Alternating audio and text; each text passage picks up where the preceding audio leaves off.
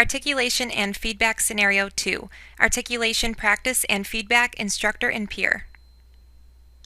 Students in Mr. Parker's Business 213 Business Law and Ethics course are required, as an authentic assessment, to research and evaluate a company's harassment policies and produce a report including recommendations suitable for presenting to the company's executives.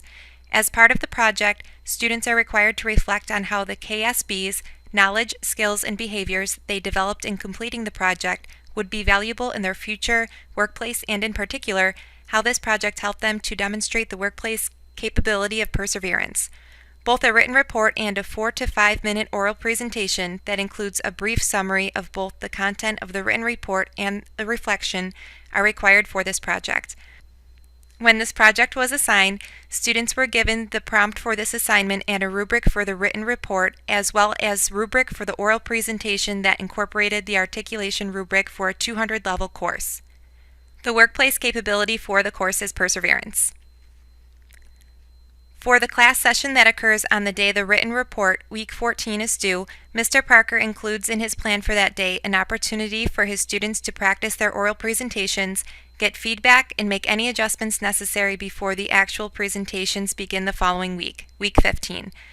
He asks his students to come prepared to do a mock presentation to a small group. His objective is to help students refine their presentation and build confidence in their skill with articulating what they learned and how what they've learned is connected to the workplace of their career.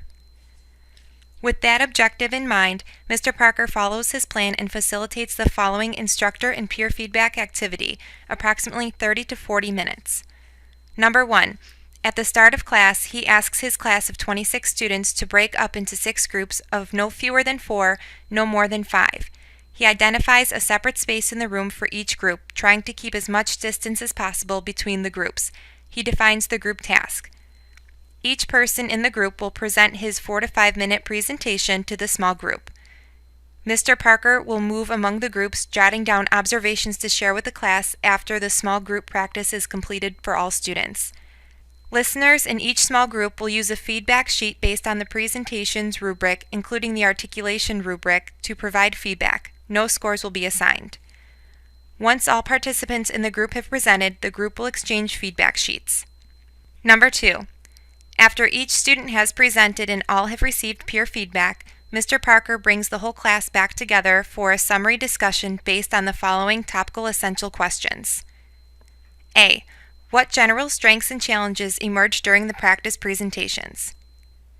B. Why is it the ability to speak to the workplace readiness a valuable skill? C. Why is perseverance an appropriate workplace capability for this course? Number 3. Before moving on to the next activity in his plan for the class session, Mr. Parker summarizes the key points he heard, offers overall comments on the articulation of learning and workplace connections that occurred in the practice presentations he observed, and asks for any further comments. Number 4.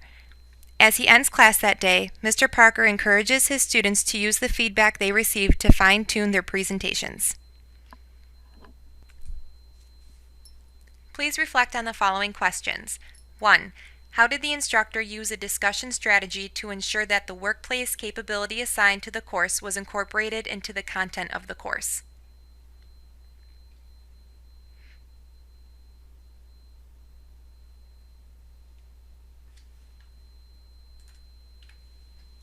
2.